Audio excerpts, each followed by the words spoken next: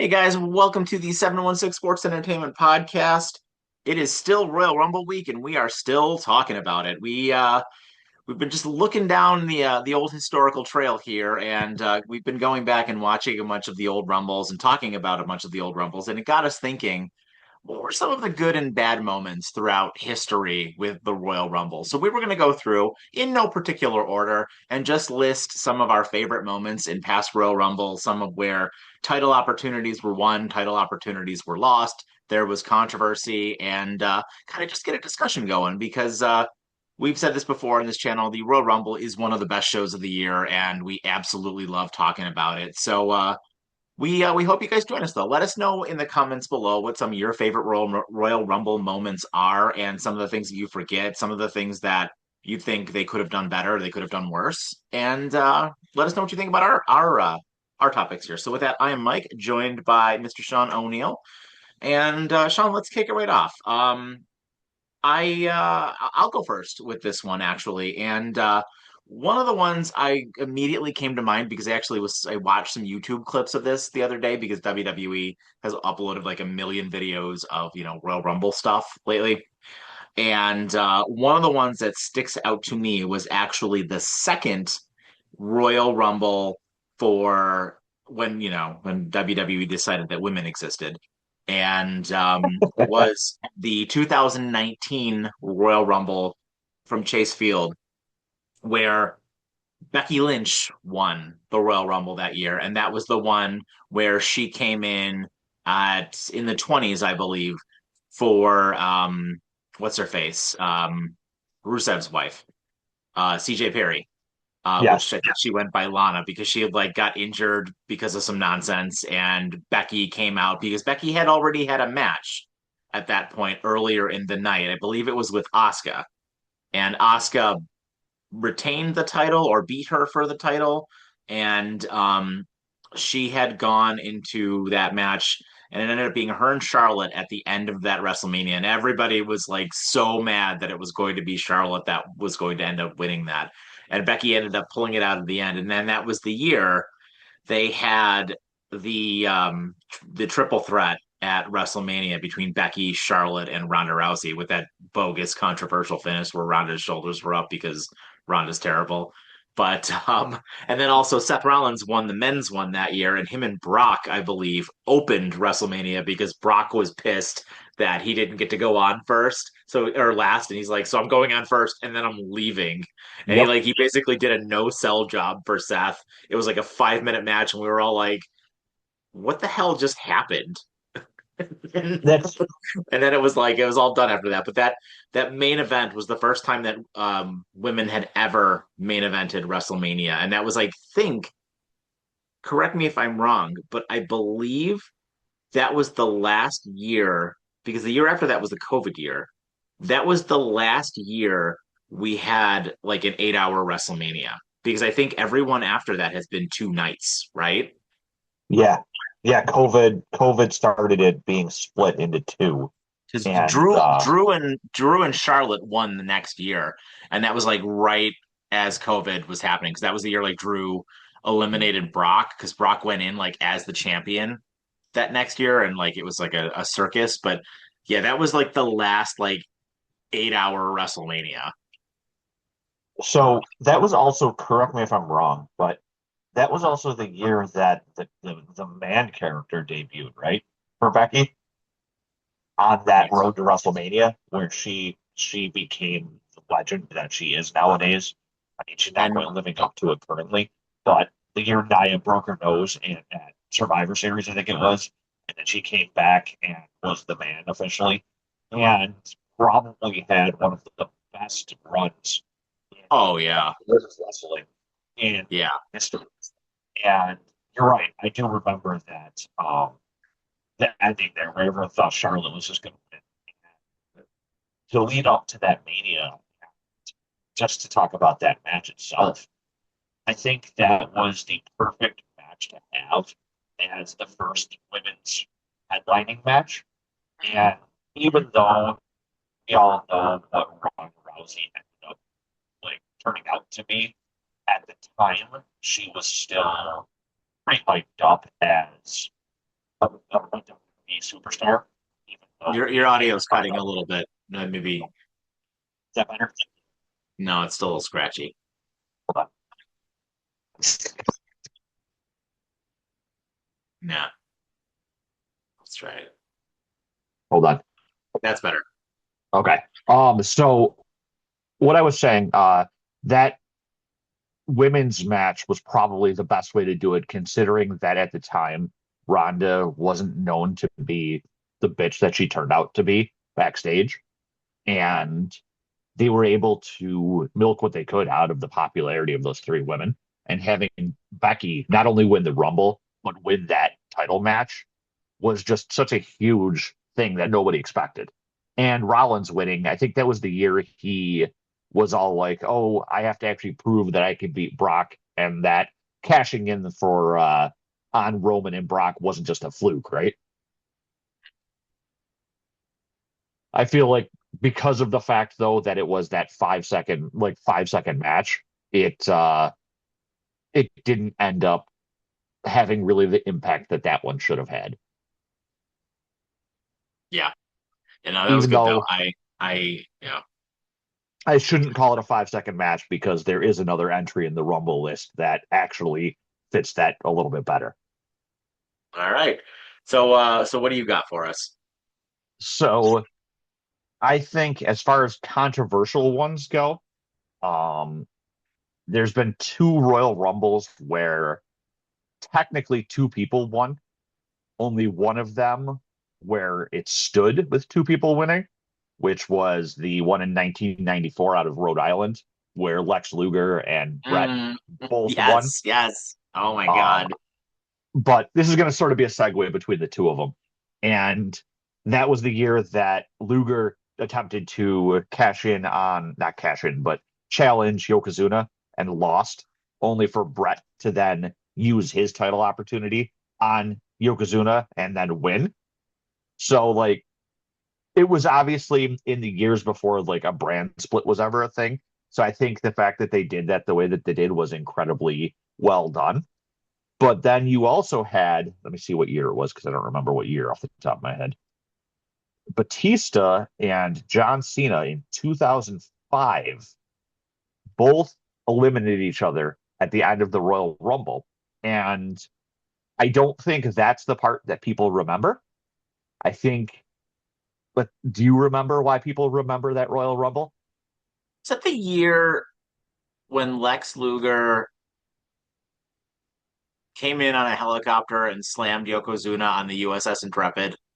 I believe that that year was for that That's the with that only thing I Rumble. remember from that year. But in regards to the other two-man one, when it was Batista and John Cena that eliminated each other, what was the more memorable thing about that elimination? Didn't they start it over?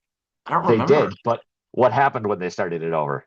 Obviously, Batista won, but do you remember how it came about? No, I don't remember. Vince Vince McMahon marching to the ring in his climbing into the ring and then blowing out both his quads and having to yell at them from Oh, laying on the mat. I don't remember. I don't remember this. I have to go back and watch that Rumble. I don't Oh yeah, remember this at all. it is hysterical to watch because I mean, obviously it's not funny that he hurt himself, but Well, I mean, it's right Vince. right as he got in the ring, he literally blew out both his quads and had to yell at them to restart the match from sitting on his ass against the ropes in the ring. And to this day, I still don't understand why they've never done that particular storyline of two people eliminating each other at the same time. I think that there is a crapload of story that can be told with having that kind of controversy happen. So obviously Batista won that year, and then he went on and successfully challenged Triple H, yeah, at Mania. Yeah, yeah. Um, yeah, that was a good one. That was uh that was a that was a very good one. I can't believe I don't remember Vince coming out that Oh yeah, doing that. That was something.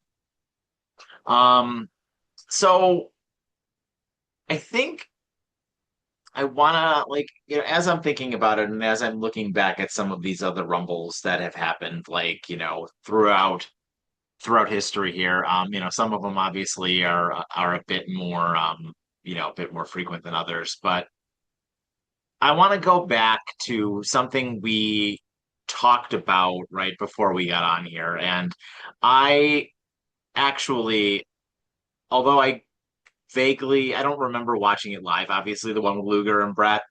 Um, the the Royal Rumble in '93 when Yoko won, which set up the Mania match with him and Bret Hart, where Hogan, came out and then that awful Las Vegas Caesars Dome one for WrestleMania 9.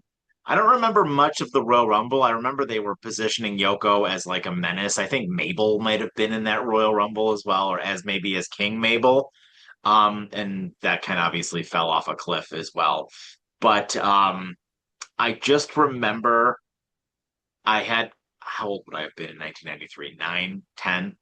Um, I just Nine. remember that. Thank you. That that even as like a kid, I was so distraught at Yoko beating Bret Hart and then Bret Hart like crawling out of the ring with like this salt in his eyes or whatever from Mr. Fuji throwing Yep. that crap at him. Dude, I was so heartbroken as a kid because Bret Hart when I was a kid and I was watching wrestling, I was so heartbroken when Bret Hart lost, you know? And I think after that, because I used to go to a friend's house to like watch these things, because they had a buddy who would like get them, because that was when you had to like buy them Yep. individually. And I stopped watching for a while after that. And I don't remember the exact time I came back to wrestling, but I took about 10 years off at that point, maybe more. And I remember coming back and like I remember, one of my more recent memories, even though it's not recent anymore, it was like 14 years ago, was the Triple H Undertaker, the Shawn Michaels Undertaker matches. Like that's about when I came back. So I missed like all of the 2000s, you know. So yeah, but that just takes me back to like man, that dude was a villain. That dude was such a villain. And that's when wrestling, like that's when those characters were like really characters and they Yep. weren't wrestlers. And Yokozuna, rest his soul, really just he left an impression on me. He really left an impression on me a lot. So I just wanted to bring that one up because that WrestleMania was so awful. And I don't even remember that Royal Rumble. I just remember Yoko, and Yoko was awesome. So the fact that they used the Rumble to, at the end of the day, put over Hulk Hogan of all people is to this day still one of the greatest Yeah. like storytelling tragedies of early 90s WWF. Like you temporarily halted the momentum that Brett had at the time just to appease Hogan's ego. And obviously there was more going on with Hogan backstage and all that, but it was just such a waste of opportunities and everything there because it made Brett look so weak, and it also didn't make Yoko look very strong. Like he literally just took the title off Brett, then immediately lost it to Hogan, and I think that is a symptom of a lot of what we saw through many years of WWE and things that Vince used to do. But definitely a very memorable time for that. That's for Yeah. sure. Yeah. Speaking of memorable times, Oh boy. I'm gonna go controversial again with my next one for you, and it's gonna be emanating out of Philadelphia, Pennsylvania, in 2015. Hmm. Do you remember who won that year? Suffer and Succotash. Oh, that's right. Was that the year that Rock raised his hand at the end because he was so hated by everybody? They literally had to trot that was when we still liked Dwayne. And they had to trot Dwayne out at the end of that Royal Rumble to raise Roman's hand because they were booing the crap out of him. Oh I my don't God. remember who he eliminated to win. It might, I don't, I'm not even going to try and guess because I honestly don't remember. But the bigger thing that I remember is, I mean, we all know how Philadelphia fans can be for sports in general. Uh-huh. And they were absolutely tearing Roman apart. And Dwayne's music hit. And I think for the first time since you saw him coming back and doing like his guest things, he got legitimate boos for being out there and raising Roman's arm. And the fact that they had to throw a curveball in at Roman's WrestleMania match and have Seth Rollins cash in for the heist of the century, probably one of the most memorable things in the past decade for WWE. And throw that curveball in there to save that WrestleMania event between Lesnar and Roman. Just that whole WrestleMania season, I just remember being the tearing down of Roman Reigns. You know who it was? It was Rusev. It was him and Rusev at the end. It was him and Rusev at the end. Yep. what You had an what could have been? you had an opportunity, man, right there to make a monumental star. And poor Rusev, he's probably going to be future endeavored again. And like, it's such a shame, such a shame. Um, I want to go to one. I know I just talked about one that was like close to this one, but I do want to go to one that was actually, um, although the WrestleMania itself was kind of ruined because of COVID, which, it is what it is. The Royal Rumble before that was the last Royal Rumble that they had fans in before they did the Thunderdome. And oh my God, remember the Thunderdome? Um, Yep, but it was before they did any of that. But it was the Royal Rumble in 2020, Minute Maid Park. And that was the one where Brock Lesnar came out number one and basically was just like, I'm going to enter the Rumble and I'm going to just throw everybody out. And he threw out the first 13 people that yep, came out. And then Ricochet came out and he like beat the crap out of Ricochet. And I think that's when Keith Lee was still there. And Keith Lee was like, I remember Brock Lesnar like made a face. He was like, "Oh, there's a big boy coming out here." yep. And because like you could kind of read his lips a little bit. And that was when we all thought they were going to do something with Keith Lee, and he ended up getting future endeavor too.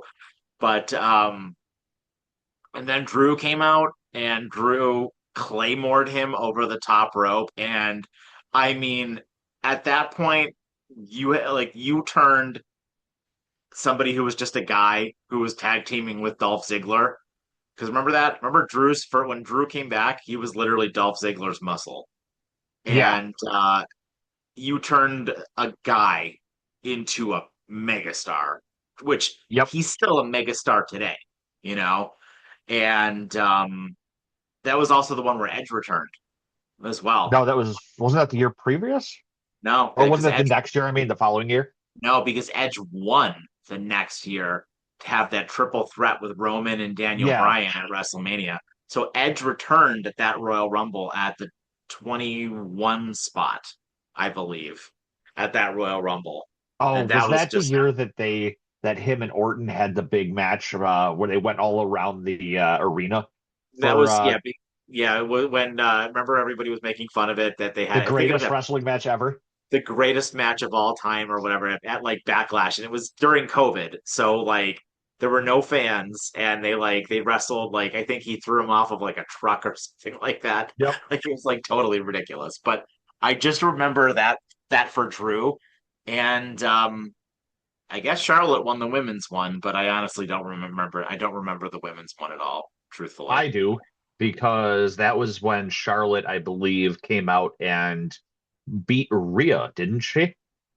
For the NXT Women's Oh Championship. yeah, that's right. That was when Triple And H gaslighted everybody into saying, "Oh, you need to wait and see what the bigger picture is going to be." And then Charlotte became the NXT champion, to which I think she lost it to Io, at like a Halloween Havoc show or something like that, like when it was like a fatal Yep. four way and Io did an over the moonsault like off of the entrance ramp or something, like something totally ridiculous. I might be misremembering this like completely, but yes, Charlotte did cash in on Rhea, and that was an effing disaster. Yeah. It was one of the low points of that year's WrestleMania. I mean, obviously outside of the fact that there were no fans there. And I think that's the part that so you're right. So Drew had been back, I think, for what, about a year at that point. Yeah, And year and a half. Yeah. after being future endeavored as a member of 3MB and much like Cody Rhodes going out and finding himself on the indies and in like TNA and all that.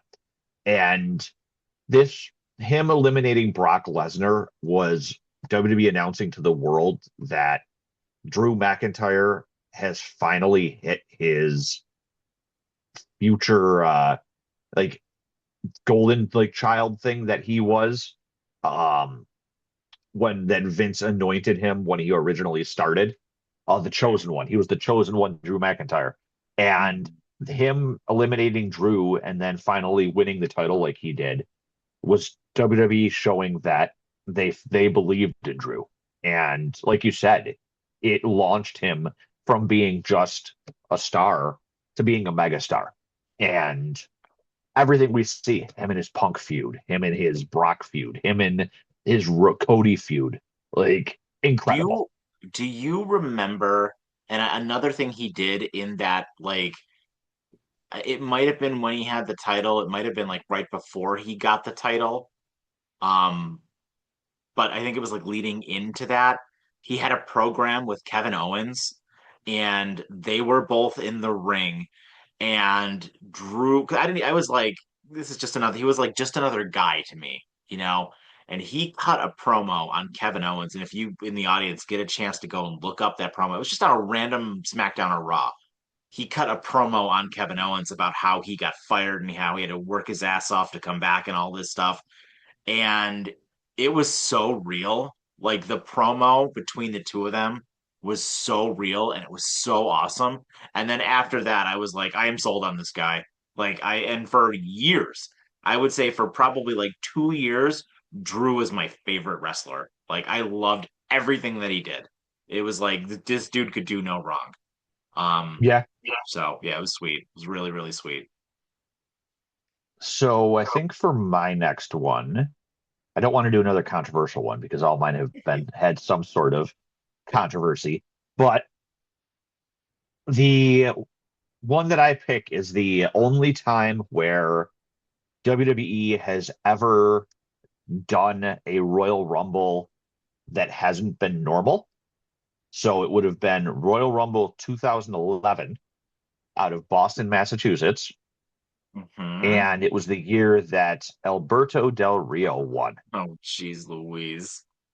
So it's not so much the fact that he won, and it's the fact that they tried something different. They did the 40-man rumble, and he ended up facing Edge at WrestleMania that year in, I believe, a ladder match, maybe. I think there Yeah, was some sort of stipulation to it. Don't quote yeah. me 100% on it being ladder. And Edge retained. But I think the bigger thing that's memorable about that year is that at the time, it seemed like Edge had his final ever match against Alberto Del Rio, of all people, because that was the year that the night after WrestleMania on Raw, Edge came out and left the title in the middle of the ring. And I remember sitting and watching that, and Edge was one of my favorite wrestlers growing up, and just how absolutely heartbreaking it was when he was out there having to basically go over and the fact that he wouldn't ever be able to wrestle again. And it was such a moment, even though it wasn't a good moment, that it's like permanently like seared in my memory as something that I'll always remember about WWE. Yeah, no, I do I don't remember that Royal Rumble, but I do remember the Edge retirement thing, and yeah, that's why it was so cool when he came back. Like Yep. because at the time. And I know it wasn't even that long ago. I mean, it feels like 6 years ago feels like an eternity, you know. But um, I I wasn't like I'm trying to think of the right way to say this. I didn't really use Twitter 6 years ago, and I wasn't like hyper involved in like watching YouTube wrestling news and stuff like that. So it may have been spoiled somewhere, or somebody might have leaked that Edge was potentially going to return at that Rumble. I had no idea. Going into that Royal Rumble, I had no idea when that was going to happen. And I remember we were all at it was like right before COVID. We might have been at my house. We might not have been. We Yeah. might have been at No, it was your house. another one of our buddies' houses. And I just remember this was like right before or right around when AEW was starting to form as well. And I just remember that happening. And our one buddy who's like he's a pretty big AEW guy. Even he was like emotional when it happened, Yep. and that was like really really cool to see. And I just you know he meant a lot to a lot of people, and yeah, he's awesome. He's one of the best.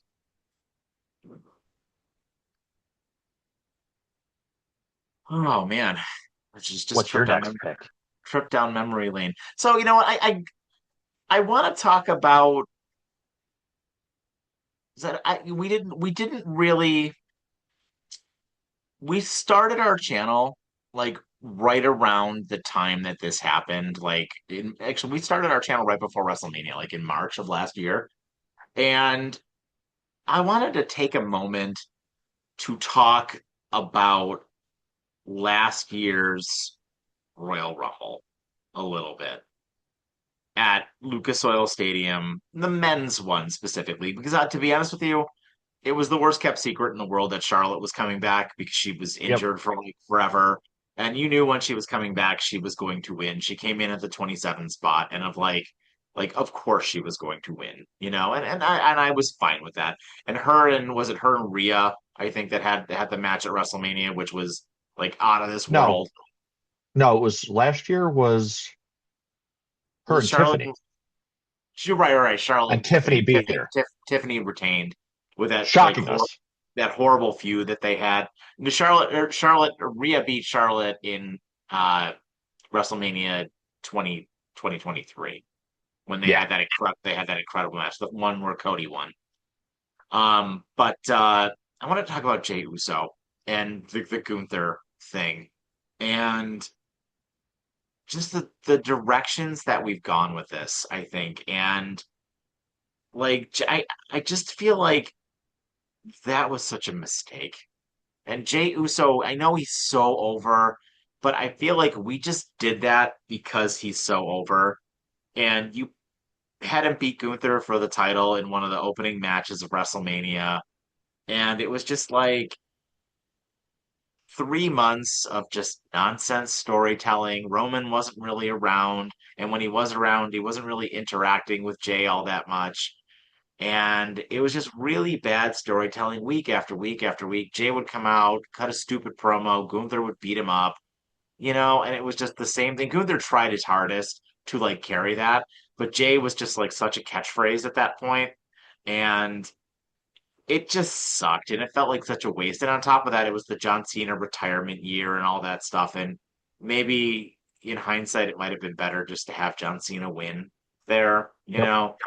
But yeah, the whole thing just sucked. And that was the last Royal Rumble. So I'm kind of like hoping that this year's Rumble will be better because I kind of think last year's Rumble like sucked.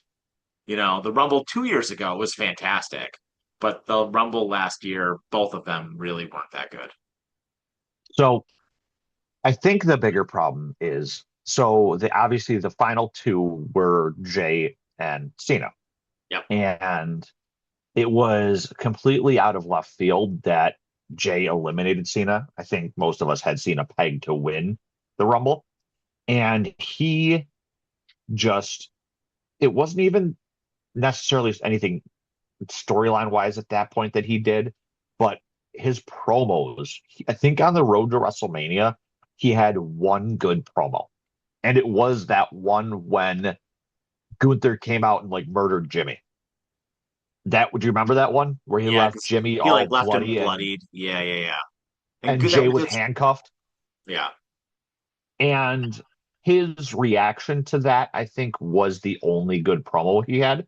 And I'm to this day, you can't change my mind that I think they were just rewarding Jim Jay for everything that he's done for WWE. And Yeah. that's why they gave him that run. And obviously, he was the more marketable of the two Usos as far as a singles push would go. The problem after Mania was just the terrible storylines they put him in. Like, it just made next to no sense half of the things they did. And it just proved that he's really not meant to be a single star. I mean, when you're more famous for a four-letter word than you are for anything else, I think that exactly. Nothing against Jay. He's done so much for WWE, but I don't think that the experiment with Jay Uso was worth it. Yeah. So Um, yeah. let's see. Let's do a fun one next. Um, we'll do a fun, real quick one here. How about emanating from the hometown of one Randall Keith Orton, St. Louis, Missouri, the Royal Mm. Rumble of 2012, where going into WrestleMania of that year, we had a heel Daniel Bryan who had spent several months overcoming things like the Big Show and all of that, and still holding on to his title and making out with AJ Lee and all that insanity, only to lose in record time at WrestleMania I to remember your this. Royal Rumble winner, Sheamus. I remember And this. I remember how pissed I was that Sheamus came out and just won with a brogue kick in 20 seconds. And nothing against Sheamus. I love Sheamus. I think he plays his role well. I think that in the early days he was a believable champion. But you had a historic run there by heel Daniel Bryan, and just to end it in such a way was just goofy as all hell. Yeah. All right. Well, I've got one more that I want to talk about. And I don't care what anybody else says. You can fight me in the comments if you want. But the Royal Rumble, which will probably go down in history as the best Royal Rumble of all time. And that is the 1992 Royal Rumble with your winner, the Nature Boy, Ric Flair, who eliminated at the end Sid Justice because there was like some nonsense with Hogan at the end of that or whatever. But that Royal Rumble was the most star packed Royal Rumble ever. Listen to the names in this Royal Rumble: British Bulldog, Million Dollar Man, Ric Flair, Shawn Michaels, Haku, Repo Man, Big Boss Man, Roddy Piper, Jake the Snake Roberts, Hacksaw Jim Duggan, IRS, Jimmy Snuka, The Undertaker, Randy Savage, Virgil, The Model, Rick Martel, Hulk Hogan, Sergeant Slaughter, Sid Justice. Like, listen to those names. Like, oh my God. Absolutely incredible. Absolutely incredible. That Rumble was awesome. And that was like when you just hated Ric Flair's guts. Like you hated his guts so much. He was such a weasel heel. Absolutely the best Royal Rumble ever. The best Royal Rumble ever. And shout out to my boy Repo Man. Styling and profiling the nature boy Ric Flair. So I don't good. know. It was also the first one that was done for a vacant title at that point. So Yep. Flair winning that gave him the title. And Yep. it was also real big too because that was when Flair, I think, was newer to WWE or WWF at that point. So for him to be the person that they picked to win that was pretty spectacular. Um, but no, I'd have to agree with you. That is probably the best Royal Rumble of all time. Yeah, so Um, good. So good. so rather than me picking another Rumble here, I'm going to quiz you on a couple things. Oh dear. Yeah, I'm gonna fail. So, who do you think has the most victories of a Royal without looking? The most Royal Rumble victories. Austin, Okay, cool. 3. Who who has how many people are one? How many people have two? Cena, Shawn Michaels, Batista,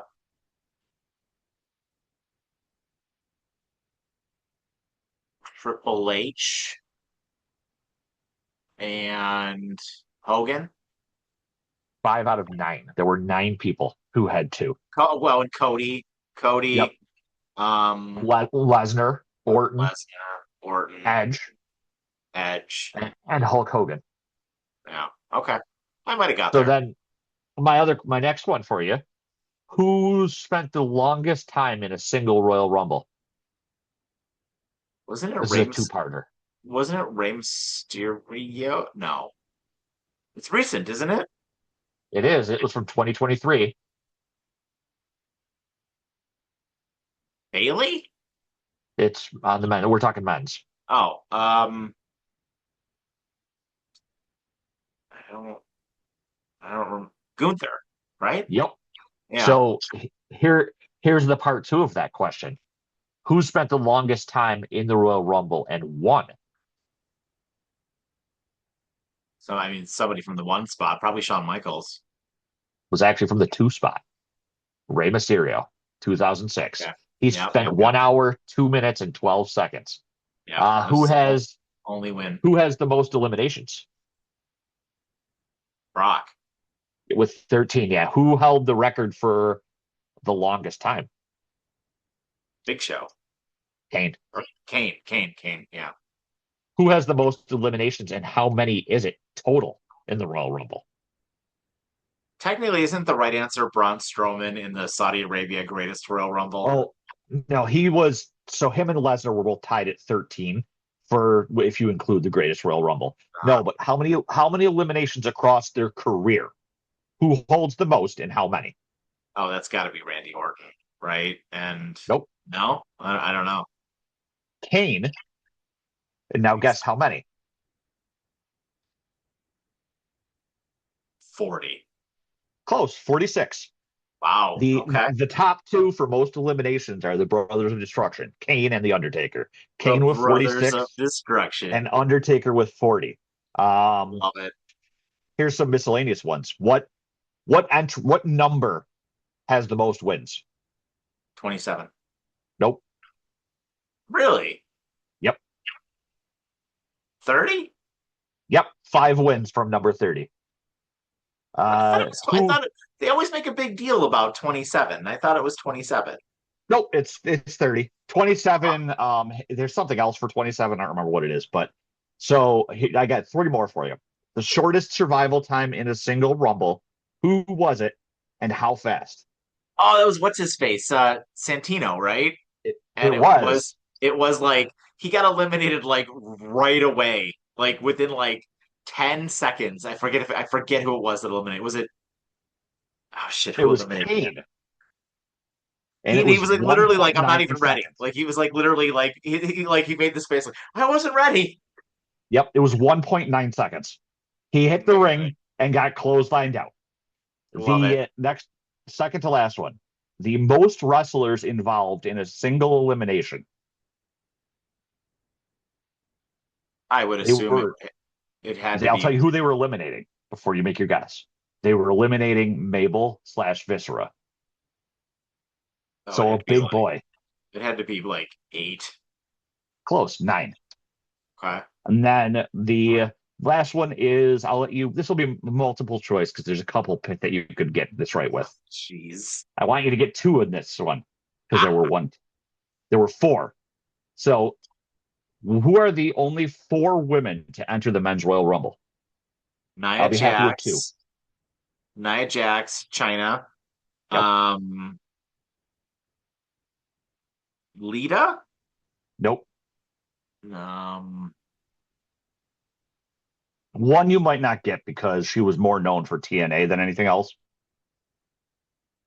Uh, Fabulous Moolah? Karma was the one from TNA, but Oh. the fourth one, Edge's wife.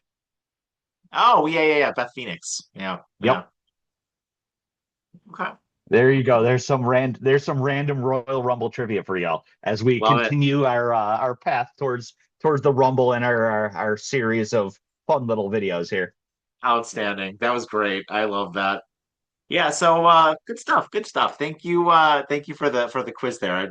Really I need to brush up on my trivia a little bit, but that was a lot of fun. So let us know what you guys think in the comments down below. Tell us what some of your favorite moments were from the Royal Rumble. We're very curious to hear them. And were there some things you hated? Were there some things that you loved? Do you think that they could have, booked some stuff better? Let us know, and we might do another one of these where we talk about I don't know. One of the things I might want to look at again. I know we kind of like fantasy booked out this Rumble, but I might want to talk about how WWE could ruin this Yep. year's Rumble and like what are some things they could do this year that might piss everybody off. So I think that could be a really fun topic. So, I but like that one. we'll save that for another day. So, I have been Mike, joined by Mr. Sean O'Neill, and guys, thank you so much as always for joining us. We really appreciate all the support. Have yourselves a fantastic evening, and take care.